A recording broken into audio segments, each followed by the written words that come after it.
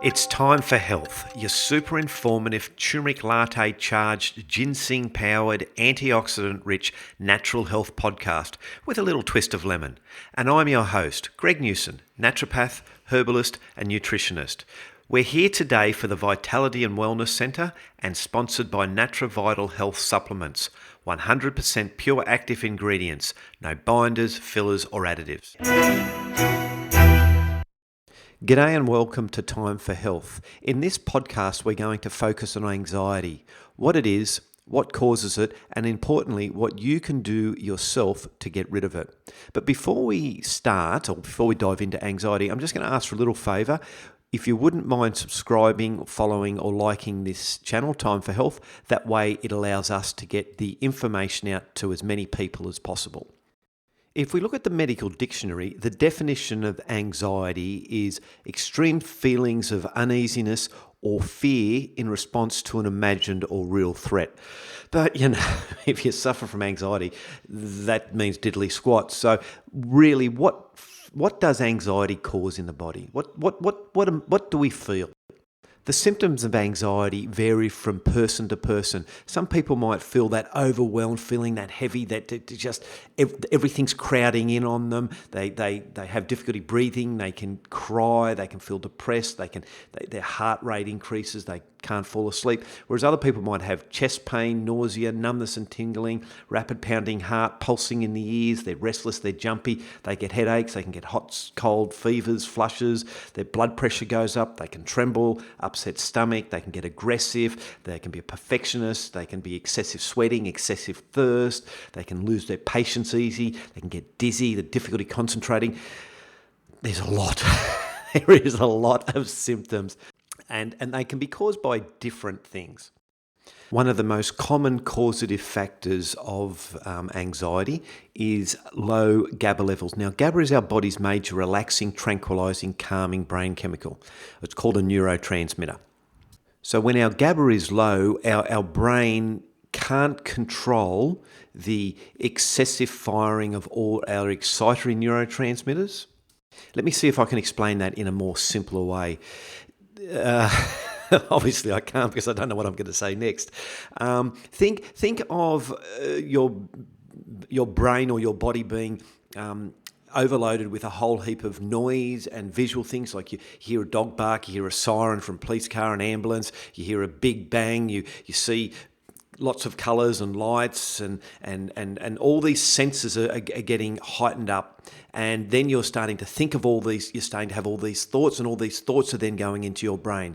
Well, GABA acts like a brake for all of these excitatory or stimulatory neurotransmitters or messengers that are coming down into the brain.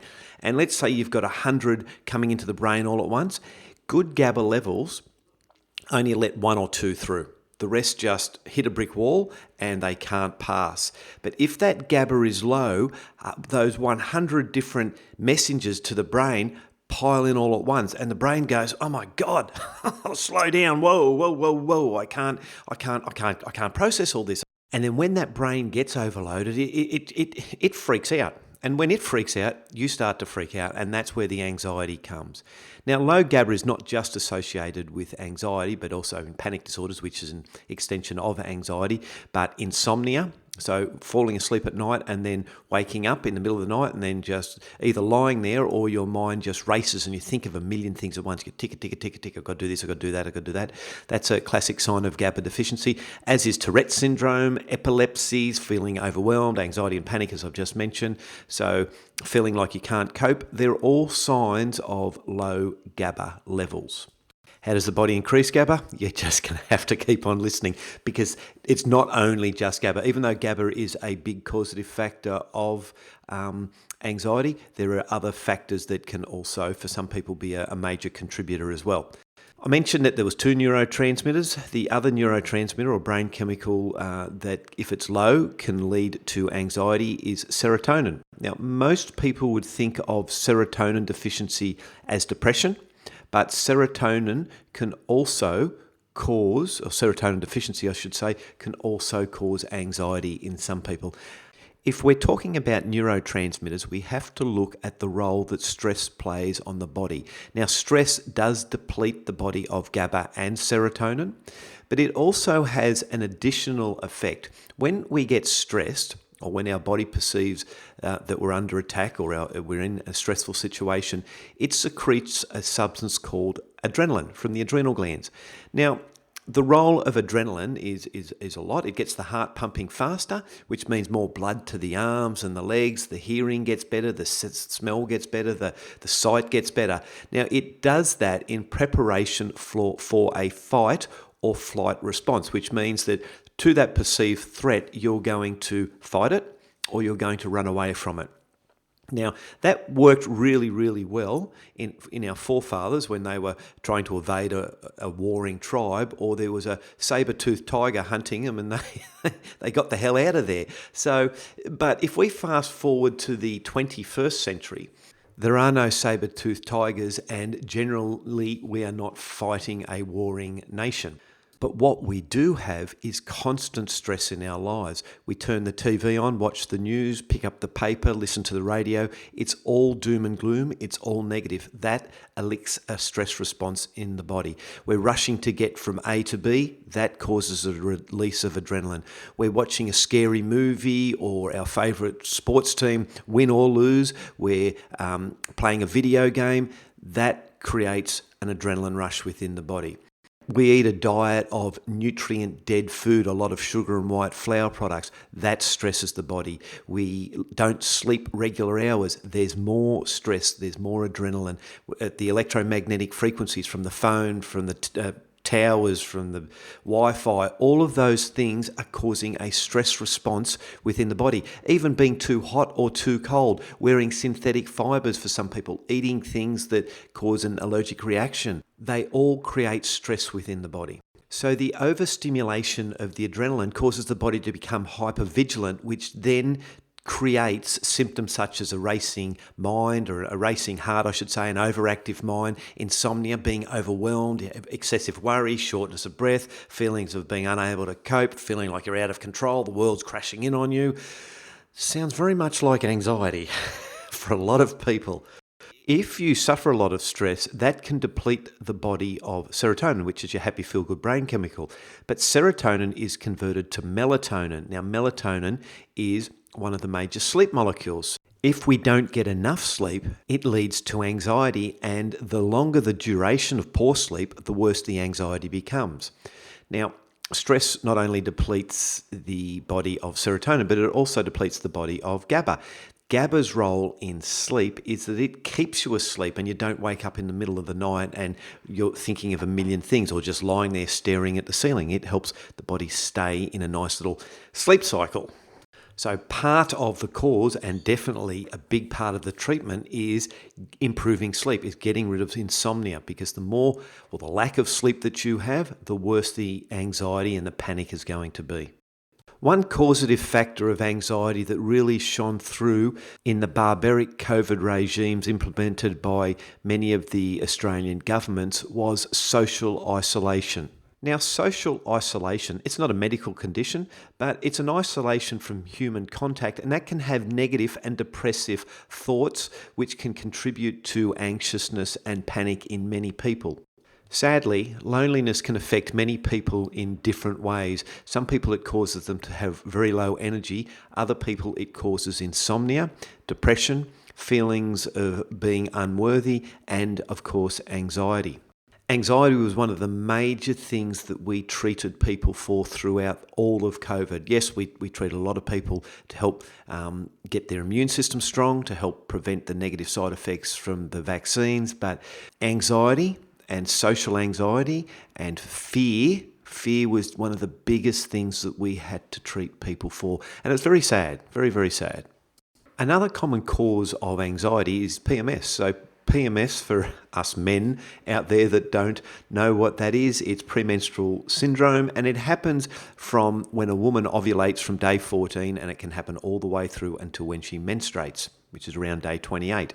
What happens is in that cycle, in that part of a woman's cycle, her progesterone levels start to increase, and that gets the uterus ready for the implantation of an egg.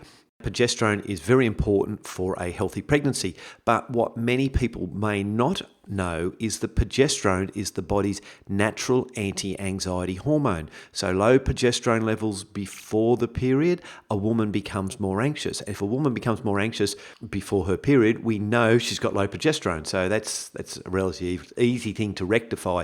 But low progesterone causes an increase of another hormone called prolactin. Now, prolactin inhibits the production of progesterone. Now, when a woman's pregnant, there's lots of progesterone. When she gives birth, there's a massive increase in prolactin, which then causes the progesterone to lower, and then that allows breast milk to be produced and flow on. So prolactin does have a very important role when a woman's given birth, but not necessarily while she's going through PMS. Now, the elevated prolactin can cause the PMS and also the moods, the anxiety, the irritability, the hormonal acne, etc. Interesting to note that the neurotransmitter GABA that we mentioned earlier is the natural inhibitor of prolactin, meaning that low GABA levels will exacerbate progesterone deficiency. Gotta love the way the body works. Everything comes together. It's just an amazing. I love it. Have you ever wondered why you may be a little bit more anxious or panicky or overwhelmed or worried a day or two after a big night out in the town? Binge drinking reduces the number of GABA and benzodiazepine receptors within the brain. Now, these receptors are the receptors that help uptake GABA. Now, remember, the more GABA we have, the calmer we are. The more calmer we are, the less anxious we are. So, yeah, if you're anxious and you do a lot of drinking, maybe it's time to consider swapping to something less anxious promoting. Now, the beverage that you may not be able to turn to is caffeine. Now, I know that might freak out a few people, but there is direct correlation between caffeine consumption, coffee consumption, and anxiety. And what caffeine does is, well, it does a couple of things within the body, but one of the main things it does, it is increases the production of adrenaline. Now, when we spoke earlier on about stress causing the increase of adrenaline, and that adrenaline causes the subsequent anxiety. It can also cause anxiety by the withdrawal. So caffeine is the most popular and common drug used throughout the world. And see, the body actually doesn't know whether caffeine is a toxin or whether caffeine is good for the body. So it treats it as a baddie and then goes about and detoxifies it. So unfortunately, then if you don't have caffeine, you have caffeine today and then you have a couple of days later, you don't have caffeine, your body goes into a slump, and that can cause the headaches and the fatigue and definitely the anxiety.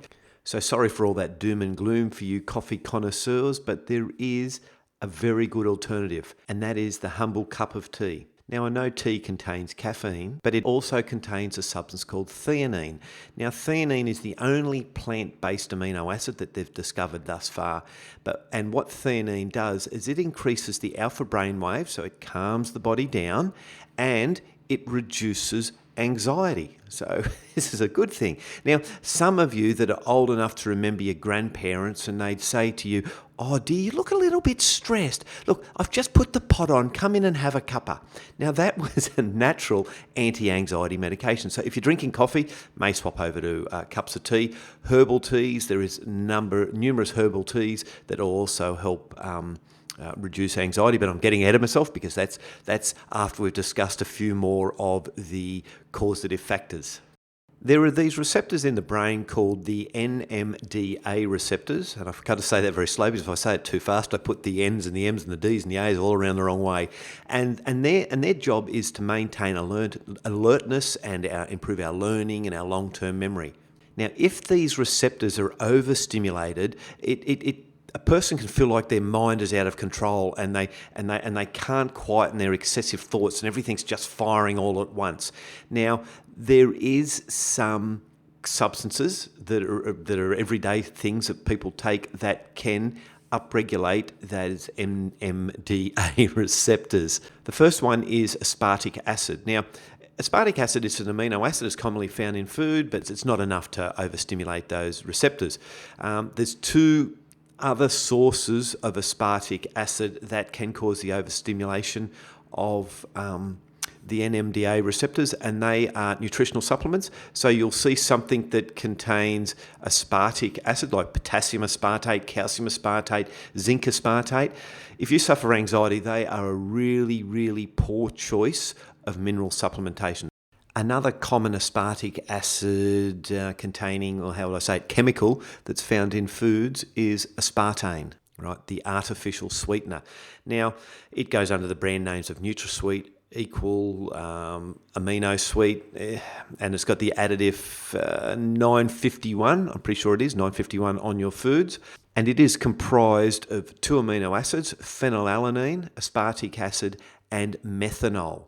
Now, methanol in its own right is highly toxic. If you drink 5 to 10 milliliters or 10 mil of methanol, you will die. It's that simple, so it's not a good thing. But in the lower amounts, what's in aspartame, it'll actually cause neurological disorders such as your anxiety, but it can also lead to brain tumours. So there's another reason not to take it. I would go sugar hands down any day, and I'm not a big fan of sugar, but fair income.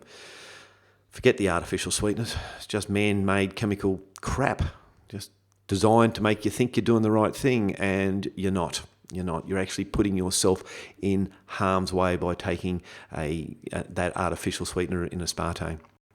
The opposite of GABA is a neurotransmitter called glutamate. Now, that's the body's major excitatory neurotransmitter, and you need it as it helps keep us awake, focused, and concentrating. I'm using a lot of it right now because I'm thinking and I'm talking and I'm keeping myself awake and all that sort of stuff. So, oh, sorry, what was that?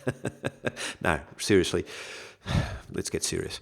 The glutamate is very important for alertness and focus, memory, and concentration. But when it is overstimulated and there's too much of it, then that can obviously the balance between GABA and glutamate is out of whack. That can then cause those NMDA receptors to become fired up, to become overstimulated.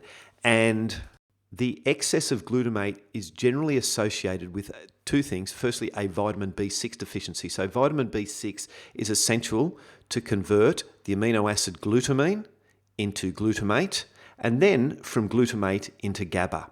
Okay, so B6, it's a vitamin, it's a water-soluble vitamin.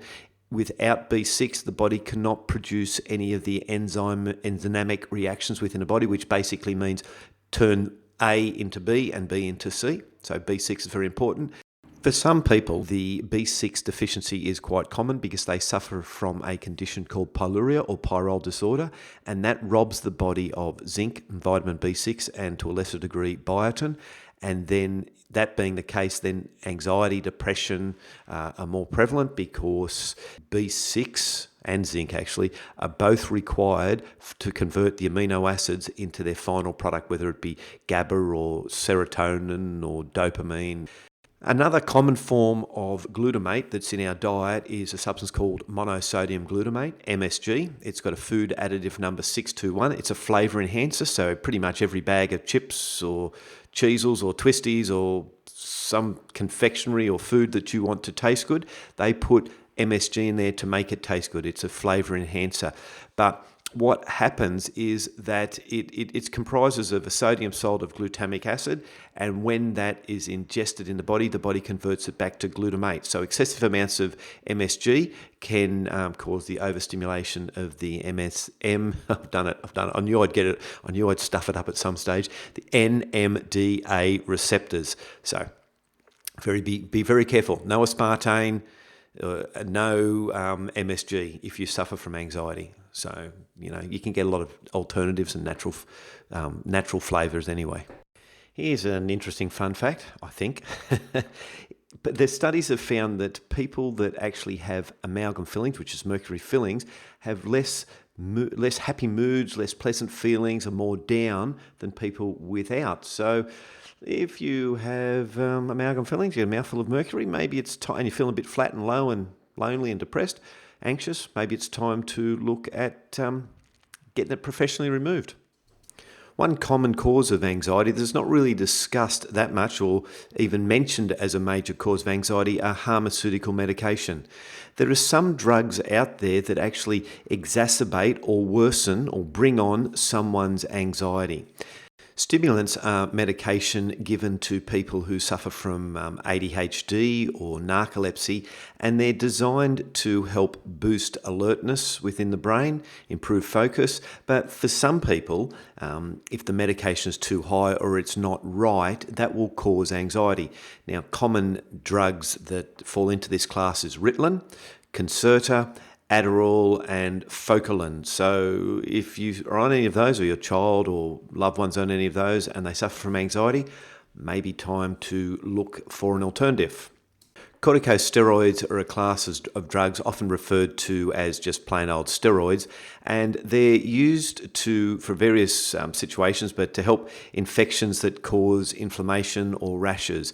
Now, they've got side effects as long as your arm, from whether it be upsetting the digestive system to suppressing immune function to even causing blood sugar abnormalities and cataracts. But anxiety is often seen in people that have too high a dose, or as they come off the drug, they're coming off too quickly. Corticosteroids can come in many different forms, whether it be tablets, liquids, inhalers, nasal sprays, eye drops or ear drops. But the anxiety is often associated with people that have taken the tablets or the liquids or the inhalers, because the dose can be higher, but it gets into the bloodstream. It's more likely to get into the bloodstream. When you put a corticosteroid on your skin, it can get into the bloodstream, but not in high concentrations as it would in a tablet form. So there's prednisone, prednisolone, and methylprednisolone. We wish they'd come up with easier names that can be taken internally or inhaled, and they are going to be more likely to cause anxiety. Another class of drugs that leads to anxiety is nasal decongestants, so people that have got stuffy nose, sinus headaches, or bad allergies. These medications generally contain pseudoephedrine, commonly known as Sudafed, and work very similarly to the stimulants that I mentioned earlier, and obviously the side effects with that is anxiety. Antihistamines can go hand in hand with decongestion, so they can be used with a decongestant or by themselves, and they are used to help with any allergy type symptom, whether it be runny nose, itchy skin, itchy eyes, swelling of the face or parts of the body, or digestive issues. For some people, antihistamines don't cause the drowsiness that's generally associated with the drug, but that actually causes their heart rate to increase, which causes then them having sleeping issues, so they can't fall asleep. They can get quite restless, they can get quite agitated. That brings a surge of adrenaline, which then brings on anxiety. People that suffer lung conditions such as asthma generally will use sort of a medication called a rescue inhaler, so Ventolin, ProAir, something along those lines, and that contains a substance called albuterol. Now, albuterol works by expanding the lungs, so you let more air into the lungs, which is fantastic. Now, the receptors that it works on that activate the lungs are also present in the heart and muscles, and when the albuterol attaches to these receptors that is outside the lungs, so not in the lungs, so on the heart, it causes things like the heart to race faster, it can cause shaking, it can cause feelings of feeling overwhelmed, and obviously anxiety.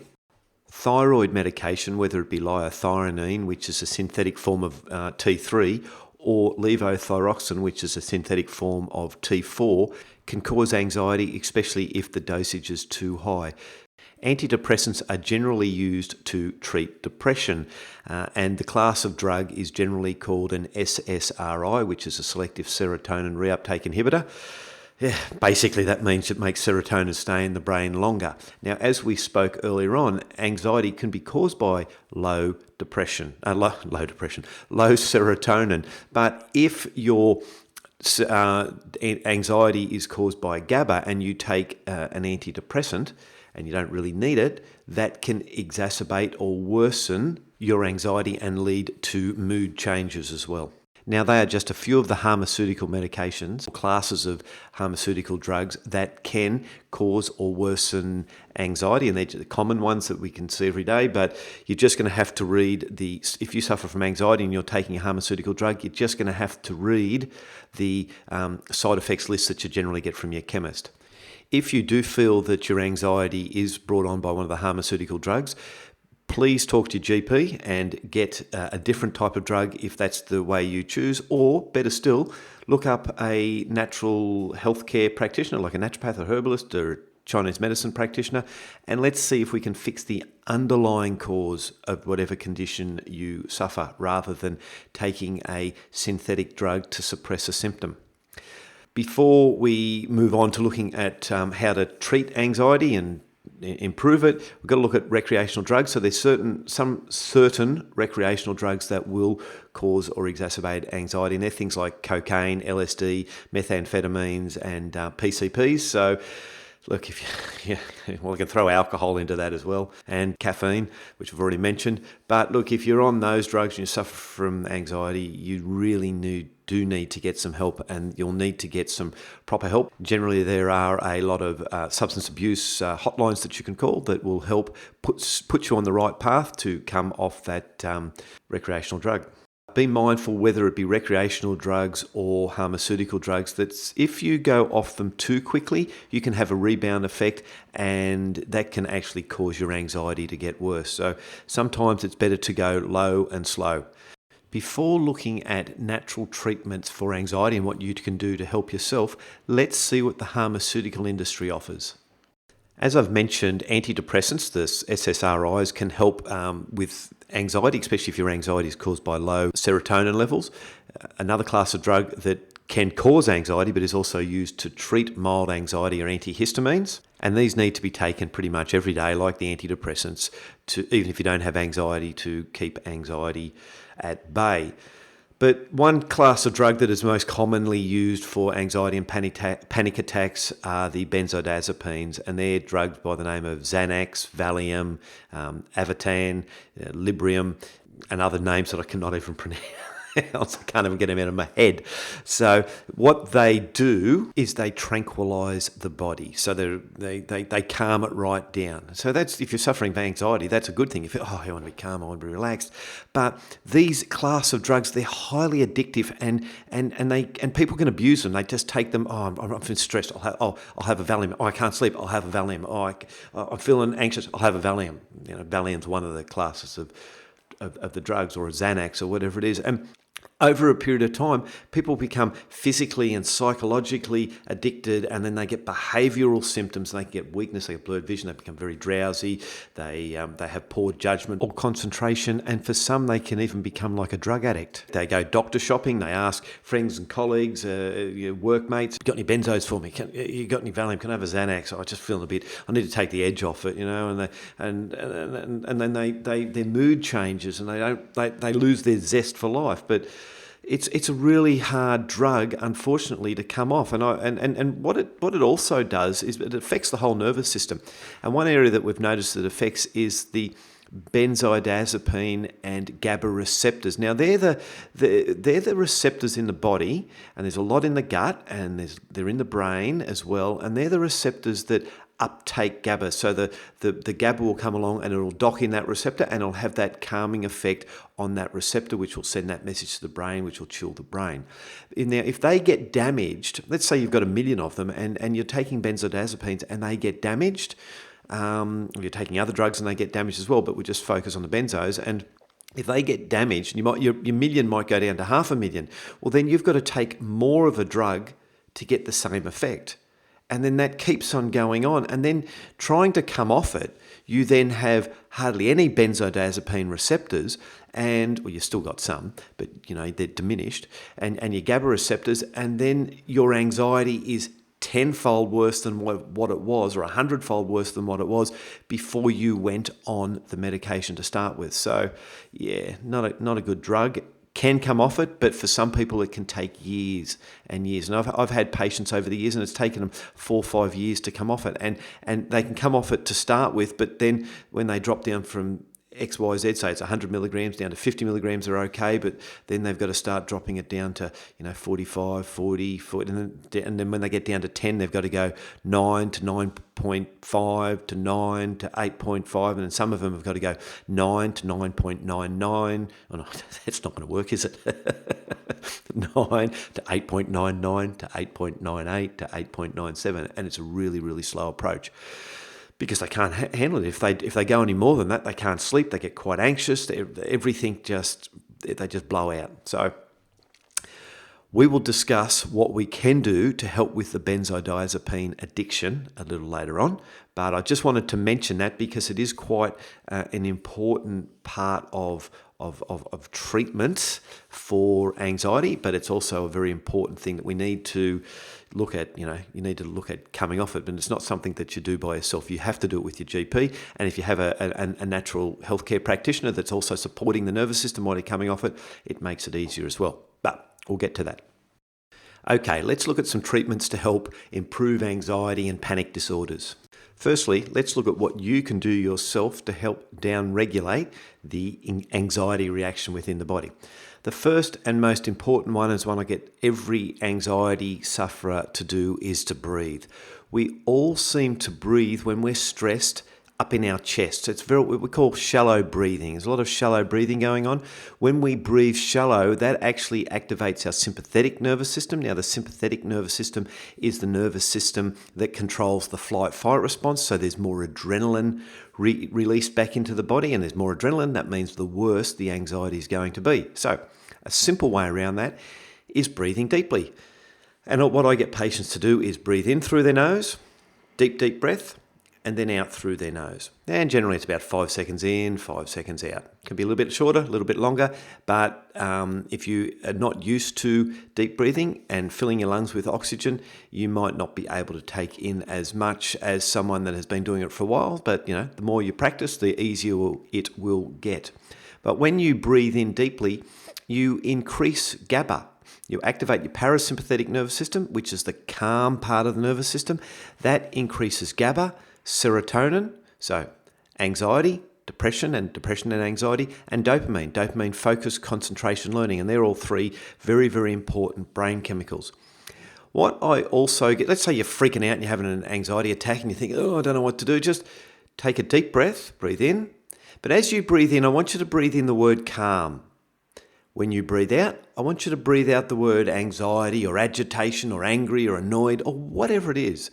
So breathe in what you want to feel, breathe out what you don't want. And you'll find generally within, 2, 3, 4 breaths, your body will you'll just go, you'll just be nice and chilled. So if you can practice that 2 to 3 times a day, 5 breaths in, 5 breaths out, so it's not even going to take a minute, 2 or 3 times a day, it's going to help improve your anxiety and the way you're feeling and improve the neurotransmitter, the Gaba and the serotonin balance within the body. Then that's going to help improve sleep. So you're going to sleep better. When you sleep better, less anxiety, less stress, less cortisol, less adrenaline. Your body's a lot calmer. The second thing that you can do for yourself is exercise. Exercise decreases adrenaline and cortisol. And it increases endorphins. Endorphins are chemicals in the brain that make us feel good. Yeah, I feel pretty cool. So if you go for a run or you go for a swim or you go for a walk, whatever jumping up and down the trampoline, whatever the exercise is, it doesn't matter as long as you're exercising, as long as you're moving, you're down-regulating adrenaline, you're down-regulating cortisol stress, adrenaline, anxiety, and then you're up-regulating endorphins. You feel good. You might not feel good when you're going, oh God, this is going to kill me. But persevere. Don't do anything too overstrenuous to start with. And so that's very simple. And then it can be team sport. It can be basketball. It can be hockey. It can be cricket. It can be football. It can be tennis. It doesn't really matter what it is. As long as you're out doing some sort of exercise, it's going to really help manage anxiety. Another thing that you can do by yourself is meditate. So when you meditate, you're just bringing your body into a calm state of relaxation. Now, if you're like me and you go, I'm going to sit down and meditate, and then you close your eyes and you're trying to meditate, and then you're thinking of 400 different things and all these other things that you've got to do. That sort of meditation doesn't work for me. My meditation could be watching an ant walk up the wall. That's meditation. It can be Tai Chi. It can be yoga. It can be exercise. It can be anything that you're just not thinking about the outside world with. So you don't have to think, meditation, you just go, I'm bored. You can go out and sit on the headland and watch the waves come into the beach. You can be watching someone surfing in the ocean. You can be watching someone swimming. It's anything that you're just you're in the moment, you're in the now. You're not thinking about 3 weeks' time, and you're not thinking about what happened yesterday. So try to meditate daily and play music. Music is very, very important. Music calms. Have you know some music makes you feel really good and other music annoys you? Obviously don't listen to that stuff. But even like classical music, they've found that classical music alters the brain chemicals and the brain rhythm, which calms the body down. So lots of music, lots of meditation. And another thing that you can do for yourself, which is, I mention this every podcast, and I mention this with every health topic, and it's food. It's our diet. You've got to eat a diet rich in natural foods, rich in fruits and vegetables and legumes and pulses and beans and grass-fed meats and free-range meats and wild-caught seafood and eggs and nuts and seeds and herbs, and I can't remember what I've just mentioned, but anyway, all of those things found in nature. And they are full of vitamins and minerals and amino acids and phytonutrients that helps nourish the body. And once you nourish the body, you're nourishing the brain. You're down-regulating the inflammation within the body. The inflammation irritates the nerves. Irritated nerves can mean more anxiety or more depression or other different types of mental health problems as well. Steer clear of the man-made foods, the breads, the cakes, the biscuits, the chocolates, the chips, the lollies, the soft drinks, the alcohol, any white flour product, any white product like white rice. You'd always have brown rice over white rice. It's very, very important. You've just to remember, as I always say, you don't put petrol into a diesel car because it just doesn't work, right? So you don't put crap, rubbish, man-made synthetic foods with colorings and additives and preservatives into the human body and expect it to operate naturally, because it just won't happen. The body will just go, yeah, I'll just hum along, but I'm never going to reach any great heights, and I'm going to feel crap, and I feel depressed, and I feel anxious, I'm going to feel moody, I'm going to feel sluggish, I'm going to feel fatigued. You're putting petrol into the diesel engine. So look at your food. Very, very important. An interesting food fact is gluten, which is commonly found in wheat, barley and rye, and amongst other grains, is that for some people it inhibits an enzyme, the production of an enzyme in the body called glutamate decarboxylase. Now, that means nothing to most people, but the role of glutamate decarboxylase is to convert the amino acid glutamine to Gaba. So if you have a bit of anxiety and you eat a lot of wheat, maybe it's time to cut the wheat out or cut the gluten out. If we talk about food, there's one mineral that's found in pretty much all green leafy vegetables and all nuts and seeds and a whole heap of other foods, and that is magnesium. Now, magnesium is the lullaby mineral. It's the number one mineral for the nervous system. So magnesium deficiency can lead to, is associated with depression, anxiety. It's a major anti-anxiety mineral.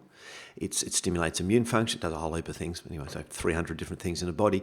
But stress, alcohol, and sweating are the three big things to deplete it out of the body, and you can throw on that a nutrient-dead diet. So if you've got anxiety, magnesium in your food, but also magnesium in supplementation form, is going to be extremely beneficial. Now, there's magnesiums and there's magnesium. So magnesium oxide, pretty ordinary, useless, gives you diarrhea. Magnesium sulfate does the same thing, very poorly absorbed. So there's some very good forms of magnesium that's absorbed well. Magnesium citrate, magnesium diglycinate, magnesium chelate or chelate. They're very good forms of magnesium. Obviously, magnesium aspartate is a no-no because you don't want to drive those Nmda receptors. I said that right this time. Well done, Greg. So very, very important. One of the most overlooked and common causes of anxiety is an emotion called fear. When the body is in fear, we live in this flight or fight response constantly. The opposite of fear is love, and when we feel love, we feel calm, relaxed, happy, joyful, positive, motivated, and everything along those lines. When we feel fear, it's angry, irritable, frustrated, annoyed, moody, anxious, depressed, irritable, violent, all that sort of stuff. So all the things that we don't really want to feel are driven from fear. Now, fear can be caused by many different things, but one of the most common causes of everyday fear is the news, surprisingly. If you stop and think about it, you'll find that every time you watch the news, it's designed to, or listen to the news or read the news, it's designed to elicit a response of fear. And fear, when you're in fear, easy to control. But when we're constantly bombarded by, interest rates are going up, the climate's heating up, or the climate's cooling down, or the war in whatever country, or COVID, or lockdowns, or blah, blah, blah, blah, blah, and then someone blew someone up in Uzbekistan, it's all designed to just, it's a hook. It keeps you in. Oh, I better check that out. But what it's doing, it's causing this surge of adrenaline every time you read, see, watch the news. And, as we've just spoken about, that is a major cause of anxiety. So if you suffer from anxiety, my number one suggestion to you, and this is most probably even more important than deep breathing and exercising and diet. Now, they are very, very important, but my number one suggestion is turn off the TV, turn off the radio, don't buy the newspaper or the weekly periodical magazines like, the fashion magazines or whatever they are. Turn off Facebook, turn off Twitter, turn off Instagram. I know that might be difficult for some people because you feel like you're not connected. But once you disconnect yourself from, I suppose we call it mainstream media, you're going to find your body's not worrying about all these other things that are going on that are outside your control. And then when it's not worrying, your adrenaline goes down. Your adrenal glands say, thank God for that. That stops producing adrenaline. Then that stops producing cortisol. So the adrenaline surges which drive the anxiety are gone. The cortisol, which exacerbates the stress response in the body, is gone, and you feel a lot calmer. Now, do that for a week. Please try it. Do it for a week. Switch yourself off from everything. Give yourself a technology detox. Switch it off, and then if you want, put it back on again. Put it back on again in after that week, and then see how you feel. And then feel the churning that goes on inside you. You might be all right for a day or so, but all of a sudden you're going to get this sensory overload where you're getting all this news and you got all this doom and gloom and worry and panic, and the news presenter says this and the radio says that, and oh my God, on Instagram and Facebook, and it just becomes all overwhelming. And I guarantee you'll get anxiety. Okay, so it's very important for you to experience that, because you can then start to see some more driving factors that are causing the anxiety. Now, also, if you're a gamer and you play these, shoot 'em up, kill 'em sort of games, turn them off for a week or so as well. So all technology, it's going to be hard for some people. No TV. You can listen to music. You can watch a movie. They're fine. I'm just saying turn off from the world. Just turn it off and see how you go. Anyway, I love to hear from anybody that gives it a try and how their anxiety goes. Anyway, moving on. To help the body be calm, we need to maintain really good GABA levels, because as I said earlier, the main cause of anxiety is low GABA. So there's too many excitatory neurotransmitters firing into the brain, too many messages coming into the brain gets hot, the brain cooks, you get anxious, right? GABA cools the brain down, prevents all of the unnecessary messages coming into the brain, so you remain calm. There are two ways to improve GABA levels. One, you can just take the straight supplement GABA. I never really recommend that in clinic, because you and I both might need GABA, and I might need 100 milligrams of GABA. You might need 500 milligrams of GABA, but the capsule or the tablet or the powder is 250 milligrams of GABA per serve. We don't know how much GABA we all need at any one given time. And if we have too much, we get drowsy, we can poor concentration, focus, and that's no good if you're driving or you're operating heavy machinery. So I like to give the body the nutrients it needs to make and regulate GABA by itself. So GABA is made from the amino acid glutamine. Glutamine is a semi-essential amino acid, which means it's not essential and it's not non-essential. It sits in the middle. If your body's depleted in it, it becomes very essential. To convert glutamine into GABA, the body needs vitamin B6, as I mentioned earlier on, and I generally recommend that in the activated form, which is the P5P or the pyridoxine 5-phosphate. So the liver doesn't have to convert the inactive form, pyridoxine hydrochloride, into the P5P. Zinc, very important with B6 to produce GABA, and then you can throw into that mix the amino acid taurine. In addition, the amino acid, the plant-based amino acid L-theanine, which comes from tea, has also been shown to increase GABA as well as the alpha brainwaves. Now, the alpha brainwaves, without alpha brainwaves, it's hard to keep the body relaxed. So the alpha brainwaves is the brainwaves that the body produces when you go into a meditative state, or when you go into sleep and you're just lying there in bed and you're awake, but your wife says to you, "Hey, stop snoring." I go, "I'm not snoring, I'm awake." And you're in that little zone between not being asleep and not being awake, and that's the alpha brainwave state. So theanine helps increase that. So when you're suffering an anxiety attack, you have a lot of what we call beta brainwaves firing, and we need more alpha brainwaves firing. So theanine will help increase the alpha brainwaves as well as GABA. Magnesium will also help improve alpha brainwaves. So when the body makes GABA, it breaks it down. After a while, it's broken down and it's turned into another substance and then shot out of the body, so to speak. But the herb valerian, now people say, valerian, it can help. Some people say it helps me stay asleep, and other people say, it's useless, it doesn't do anything.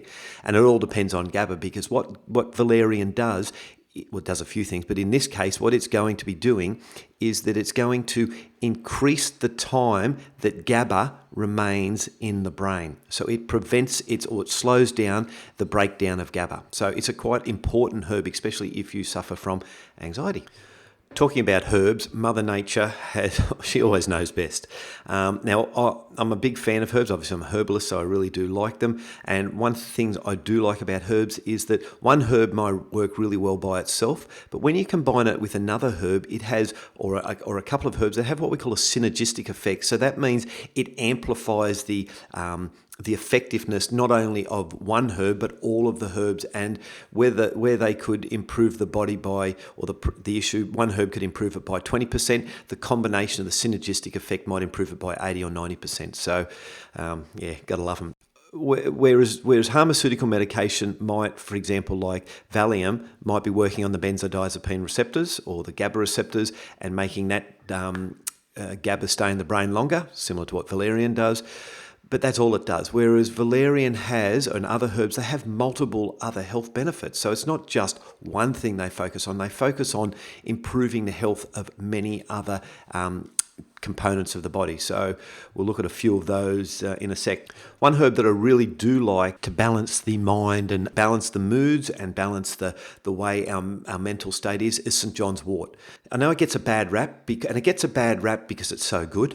It gets a bad rap from I suppose, the pharmaceutical companies. Now, it works very similarly to your Zoloft, your I can't think of any other antidepressant drugs at the moment. Head's too full. Anyway, the drugs are the SSRI drugs, the drugs that you're taking for depression. It works very similar to that. It actually helps serotonin stay in the brain longer. But it also balances out the moods and balances out the levels of all of the other neurotransmitters, whether it be GABA or dopamine or acetylcholine, as well as serotonin. So it's more of a modulating effect. If they're high, it brings them down. If they're low, it helps bring them up. Not only does it support the nervous system, but it also helps improve immune function by destroying certain viruses, especially envelope viruses and things like herpes, the herpes viruses. It helps with the shingles, any burning nerve pain. It's very good for neuralgia and sciatica. Improves menopausal symptoms, improves sleep, autoimmune response, and the list just goes on and on. So it's just one herb that has multifaceted health properties because it's such a complex. All herbs are very, very complex structures. And within the body, they're food for different components and different parts of the bodies. Whereas pharmaceutical medication just generally focuses on one specific condition to suppress some sort of symptom and doesn't allow the body to heal itself. it makes the body become reliant on that medication. Withania or ashwagandha, it's an adaptogenic herb. It reduces the negative effects of stress on the body, calms the nervous system down, and at the same time calming down the anxiety response, the adrenaline response. So it also works on the adrenal glands and helps reduce the secretion of adrenaline over the overfiring from the flight or fight response. Bacopa, ginkgo, they both work on the brain in improving the brain function and the health of the brain and the health of all the nerves and the neurotransmitters within the brain. So not only are those herbs great when the body is really stressed out and they're feeling quite overwhelmed and you can't cope, they're also very good with helping improve Gaba levels, lowering anxiety, improving depression and low serotonin. So yeah, got some good herbs there, and nature's antidepressants, nature's anti-anxiety type herbs as well. And obviously I mentioned Valerian, that's very important as to keep GABA within the brain. Now, if you're on selective serotonin reuptake inhibitors, so drugs for antidepressants, you generally can't take St. John's wort, because then you get a thing called serotonin syndrome, which means that there's too much serotonin in the brain. And then that can cause you to be quite confused. It can cause anger. It can cause you to feel, fatigued. It can cause a lot of symptoms. So you don't really want to have both of them because it can be quite harmful.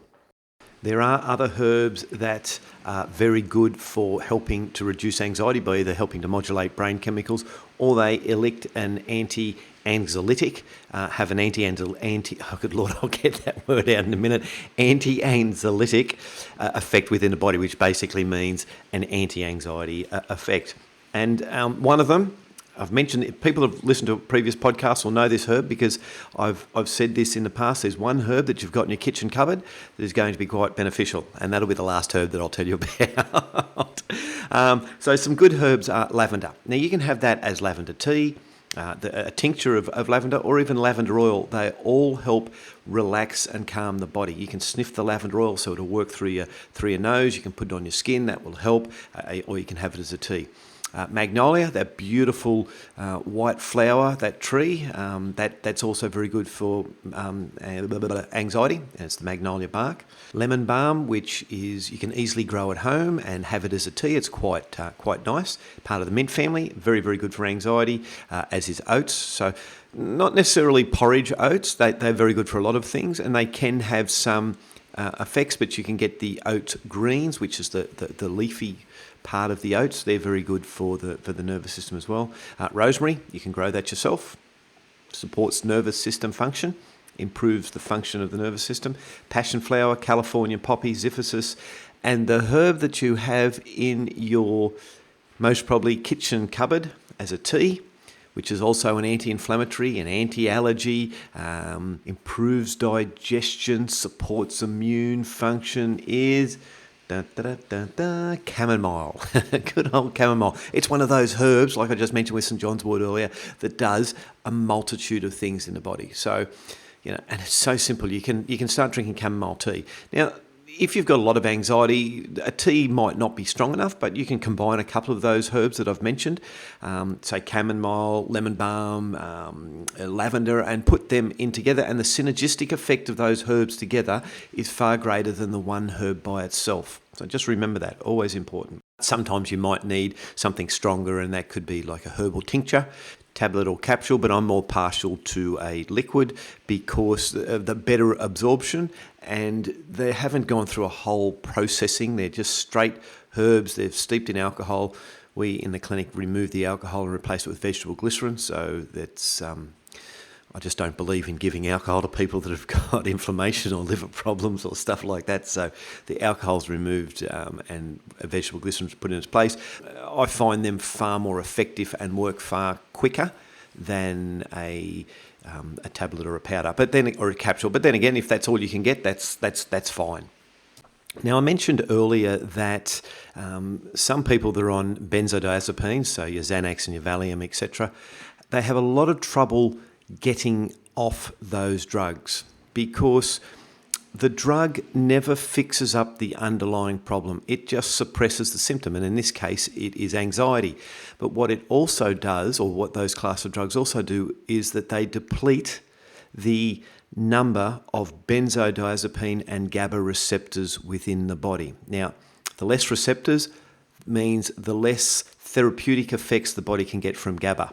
Right, so that's not a good thing. Then you're perpetuating this. You're going round and round and round. Next thing you know, you've suffered anxiety for 20 years and you've been on Xanax or Valium for the last 20 years as well to help you get through and cope. And the drug is actually making things worse, hence the name pharmaceutical. So what I do in the clinic, and I'm not saying that I want anyone to do this, I'm just giving you an understanding that there is help out there. I will give people nutrients to make GABA, so I'll help the body be calm, and they'll get the glutamine and the B6 and the zinc and the taurine, etc. So the body's got the building blocks to build GABA, and then we will use some variety of herbs such as kava, ginkgo, St. John's wort, hops, skullcap, valerian, and they do a number of things. As I mentioned, valerian helps GABA stay in the body longer, but they also, things like the St. John's wort, the ginkgo, the kava, they help regenerate and create more benzodiazepine and GABA receptors. So that's a good thing. So the more that they get and the more GABA the body has, the less anxious you are and the more calm you are. But you just can't go and do this, willy-nilly. You've got to slowly reduce your benzodiazepines because it can cause a big rebound effect. You can get worse. But at the same time, we need to be increasing the amounts of nutrients so the body can build up GABA and improve the function of those receptors. Now, we also have to bear in mind that St. John's wort actually increases the clearance and reduces the effectiveness of the benzos, in particular Xanax, whereas kava does the same sort of thing as the benzodiazepine medication, and both of them at the same time create greater sedation, so you become more drowsy, but it also reduces your motor reflexes, which means that if you're driving heavy machinery like a car, your reaction time is dramatically slowed. So I always try to do this in conjunction with the person's medical practitioner, and sometimes that's like talking to a brick wall. Other times they're really on board, and we just work fantastically. And the end result is people get off it. But some people, it may take longer than others. It just depends on the body and it depends on the damage. So as I'm saying, don't go out and try this at home, so to speak. But there is help out there if people need to come off their benzodiazepines. So something else that helps improve GABA levels are probiotics, in particular the Lactobacillus species, because they've found that there's quite a lot of GABA receptors within the gut, and the probiotics help improve the health of the GABA receptors in the gut, and then that tells the brain, because there's a direct correlation, that everything's good within the gut. The brain actually produces more GABA receptors. And the more GABA receptors we have, the more room there is for GABA to be uptaken, the calmer and more relaxed the body's going to be. Now, the herbs, as I think I mentioned, St. John's wort, bacopa, ginkgo and withania, off the top of my head, they increase a substance called brain nootropic factor, which means the growth of new brain cells, the growth of new receptors, GABA receptors, benzodiazepine receptors. So they are very important in helping the body to regenerate. But as I've mentioned, if you're on certain medications, you can't take certain drugs. There's a really important amino acid called glycine. It's a very small amino acid. It looks like sugar and it tastes like sugar, but believe you me, it's not sugar. What it does in the body is that it has a inhibitory effect. So it actually acts the same way as a neurotransmitter, as GABA, and it calms the body down, and it does that through its action through the central nervous system. The good news for an anxiety sufferer is that inhibitory action actually helps calm the anxiety. And it also helps you get a good night's sleep, so it reduces sleep latency, the time to fall asleep. The less time you take to fall asleep, the more sleep you get, the more energized you are, the less anxiety, the less stress that is placed on the body. And it also reduces, good night's sleep also helps to reduce chronic inflammation, which indirectly will cause stress and will deplete the body of nutrients, upset gut function, upset nerves, irritate those. Whole other topic which I'll get to in another day. If you're female and suffer from anxiety, from day 14 to 28 of your period, Of course, you're going to be female, aren't you? Yeah, bloody hell. Sorry about that. Where was I? I've lost my train of thought. So if you get anxiety in that period, it's going to tell us that your progesterone levels are low. If your progesterone levels are low, you're going to be more prone to anxiety. So there's a fantastic herb called chaste tree, Agnus vitex, that will actually increase your progesterone levels. It's very simple. It's an easy. I use it as a tonic in the clinic quite often. Sometimes I mix it with other herbs, but a lot of times for the anxiety, I will just give that first up straight, just as a pure straight herb, 5 ml a day. Depends if you're really bad, 5 ml morning and night. And then within a month or so, or two, you find that the anxiety is a lot better. And you might then find cramping improves, you might find the flow improves, your cycle might come back to 28 days. So another great herb from Mother Nature. If your anxiety is caused by, because you're eating crappy foods and you're eating artificial sweeteners, or you're eating MSG in your foods, you know what I'm going to have to say. Stop it, please. Well, you don't have to stop it for me, but I'd suggest you stop it for yourself. If you suffer from pyroluria, you can find out that by... Look, if you go to the website, vitalityandwellness.com.au, there's blogs on the website on pyroluria. I'll do a podcast on that in the next couple of weeks, just to give people an understanding of what that is. But that's when your body doesn't have enough zinc and enough B6. And as we've just mentioned, to make Gaba, you need zinc and B6. So if that's the case, you may want to just get yourself tested and just to confirm whether that's a problem or not. But just don't do it just on what I've spoken now. Do a bit of research. Make sure that you've got a lot of the signs and symptoms of it, because sometimes it could just be that you don't have enough zinc in the body or B6 because you're eating a terrible diet, or you're under a lot of stress, or whatever. If your anxiety is caused by a deficiency in serotonin, which is your body's happy, feel-good brain chemical, there's certain nutrients that can help improve that. One of them is a herb, which I've mentioned, as St. John's wort, so it helps with serotonin stay in the brain longer, helps calm the body. If you're under a lot of stress, the cortisol, which is produced when your body's under a stress, it's produced after the adrenaline, which I haven't really spoken about, but one day we'll speak about it. The cortisol actually inhibits the body from converting the amino acid tryptophan into serotonin, and it will destroy leftover bits of serotonin. Leftover bits of amino acid of tryptophan. So stress is not good for your serotonin pathways. So St. John's wort helps modulate that, as does those other herbs I mentioned, withania, bacopa, ginkgo, skullcap, valerian. They're also very, very good herbs for that. Vitamin B6 and zinc and a few other minerals and nutrients like your calcium, your iron, your folate, your vitamin C, also very important to convert the tryptophan into serotonin. And we will do a full podcast on serotonin and depression in the future. One thing to think about is if you've got poor digestion, poor gut function, so you got a lot of bloating, gas, constipation, diarrhea, abdominal pain, loose stools, smelly poo, don't go to the toilet every day, you get 3 or 4 days without going to the toilet, you've got digestive problems, burping, belching, bloating. That will also upset the neurotransmitters within the gut. It will upset serotonin levels and the Gaba receptors. Now, serotonin is stored within the walls of the gut, the enterochromaffin cells within the gut.